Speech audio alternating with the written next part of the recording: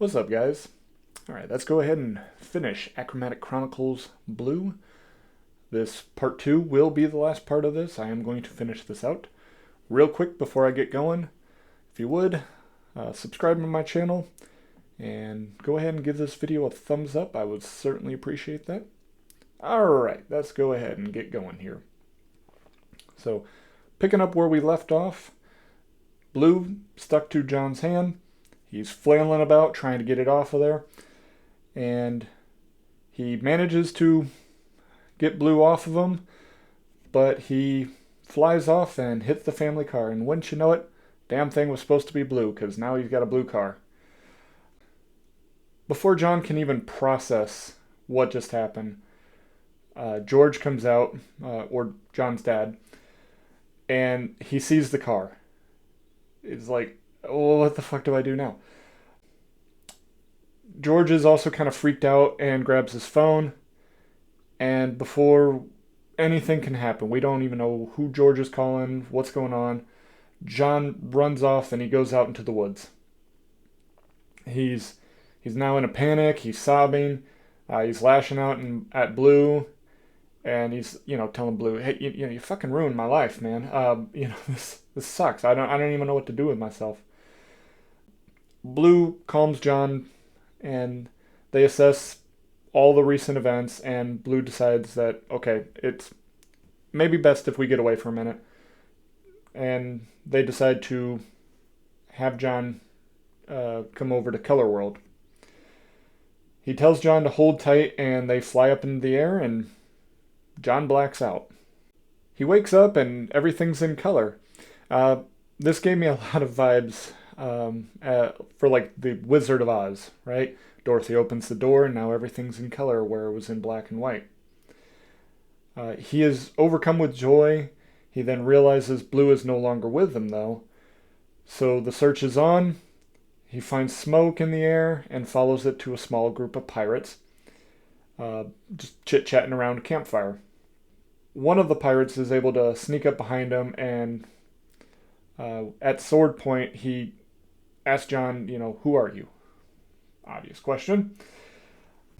One of the others chime in and says he could be the boy Blue mentioned. John's like, oh, yeah, Blue. Yeah.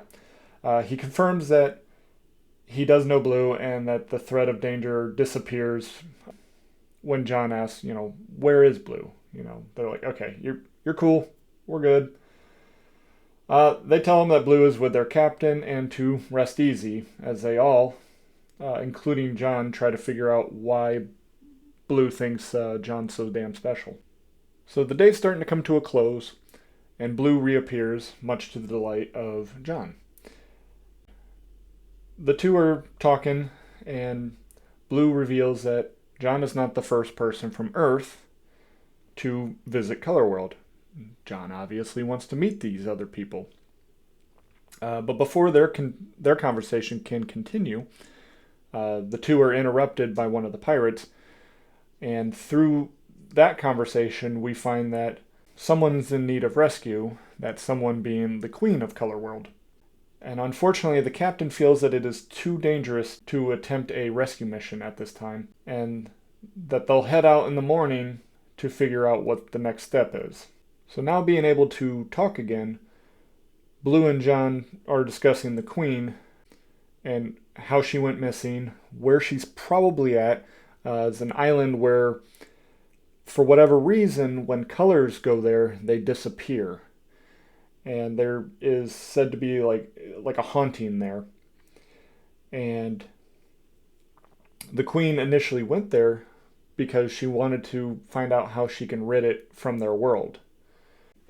That's why they think that she's at this island, and it's a good assumption, right? It's the only land. Probably that's where she's at, so long as she's alive. Afterwards, John says that he wants to help rescue the Queen, because this is starting to remind him of his friend Fortuna, who's missing back home. But some of this courage that he's feeling for helping rescue is fear of going back home and having to face his parents about the car. So the remainder of the night, Blue is just explaining all the various colors to John as far as what's out there in Color World. This is all very new to John, so Blue's happy to help. Uh, as the morning comes in, Captain Bluebeard now makes his way in, and all the pirates then set sail with John and Blue, and they decide whether or not they are going to attempt a rescue mission for the Queen. John is the only one who volunteers, and he is feeling pretty guilty about not being able to help his friend back home. And so with Blue's confidence in John, Bluebeard agrees to head on over to the island.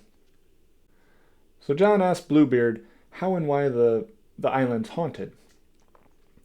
Bluebeard says it's got spirits that dwell within it who attack anybody who comes on, and then tells him about a story about a boy who ventured out there, got attacked, and then his colored friend who is a color, saved him, but it cost that color basically its life, and all the colors that it had from the world all disappeared. So he tells John this boy was an ancestor of his and was from John's world. Bluebeard then hands John a pendant, which was once the fallen color, and wishes him luck. Alright, so John sets out. He is prepped, right? He's done all that running away from Mark and his goons. He knows he can outrun everything there. Just, he's not feeling quite as confident about all of the surrounding water because he can't swim. A little bit of an oversight there. But John reaches the island. He finds a door in the rocks, a little odd. Opens the door, finds a stairwell that leads down in the darkness. He's got his torch in hands, and he heads on down. John descends into the dark until he comes across a treasure chest. But he's attacked before he can even open it by a shadow monster. Definite vibes of Pride from Full Metal Alchemist. Almost one for one here.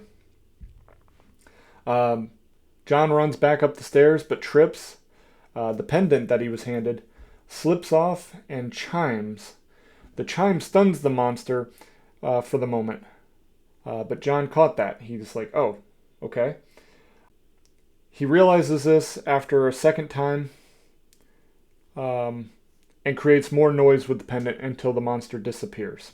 He then approaches the chest, opens it up, and wouldn't you know it, it's his friend Fortuna. A little obvious at this point. They laid it on a little thick there. But yeah, it's Fortuna there. John escorts his sleepy friend out of the cave as the shadow monster reemerges. They make it out to the boat, Fortuna still sleepy and John becoming more frantic with the monster closing in. I gotta say, this part was a little creepy, especially for like a child's book. But I liked it. They are nearing the ship when the massive shadow monster grabs him and pulls John under the water. As he plummets down, he remembers the pendant and makes the chime and then blacks out. John wakes up to Fortuna, Blue, and Bluebeard, and then blacks out again. He then wakes up again in the crew quarters. He gets up and then runs up to the deck and sees everybody is celebrating. Fortuna and Blue see John and come over and hug him in relief. John asks what happened, and Fortuna explained that Blue and the captain saved him. He hugs and thanks Blue and then turns to Fortuna, and with a scolding tone, he tells her that everybody back home is worried, and especially her dad. I mean, yeah, she kind of earned that one a little bit. It was kind of a shit thing to do. So the two apologize to one another, because now John needs to apologize to Fortuna for keeping Blue a secret, and then obviously everything that Fortuna just did. And she explains what had happened when she crashed, that her and her crew were attacked by the shadows, but John said he found no one else when he found her. This leads her to believe that her crew may have been turned into shadow people. After establishing that Fortuna was the friend that Blue was waiting for, Blue asks when when they want to go back. Fortuna says, I need to go see my dad, which I'm sure her dad will be so pleased.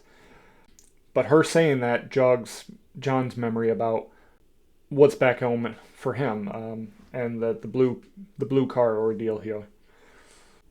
Fortuna helps John with this anxiety that he's feeling, and that tells him it's actually a good thing. He wanted to have the world change. Well, there's nothing that can be done about this. This does persuade John and actually gives him an idea. The two fly back home. John blacks out again, wakes back up, and now everything's all gray, black, and white. John and Fortuna say their goodbyes and part ways. John then asks Blue what color the sky is supposed to be in his world, and Blue doesn't know. He said, well, if it's supposed to be like Color World, then I want all of Glassberry, his world, to see it. And we end the story with John and Blue flying into the sky and changing it blue, and we see the reactions of all the residents there, and that everything is now different. And that is how our story ends. So I have no additional theories on this. I still think everything is from John's perspective, like I did in part 1.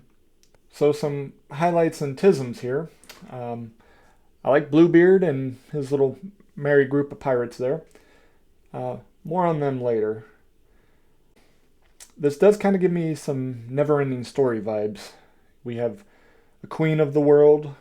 We have the shadow monsters, which is kind of like the nothing. It gobbles up everything that it touches over there on that island. And a protagonist with kind of more control of their surroundings than they realize. Also, like I stated before, some big Wizard of Oz vibes, going from black and white to color world. And I do like a lot of the kind of like anime-inspired facial expressions throughout this book. And again, my biggest tism, con, if you will, is the adults of this world. I mean, they really do suck. Because, like I said, with the pirates, nobody wanted to help John on this island. They were going to just stand by and let a child go to this very dangerous island all by themselves. And they're fucking pirates, man. Aren't they used to adventure and, danger? So I don't know. The adults of this book do bother the hell out of me. I will say that. That is my biggest gripe here. But overall, I do recommend this book. I think it is a lot of fun. I like John and his adventures with Blue. And I'm very much looking forward to Green, which is going to be the story. It looked like Fortuna and her friend Green. So I think this is good for all ages, and it's good, wholesome family fun. And if you like it, you should check it out as well. I will provide as much of a link as humanly possible to acquire this book, or at least give information for the author so you know where you might be able to get another chance at this one.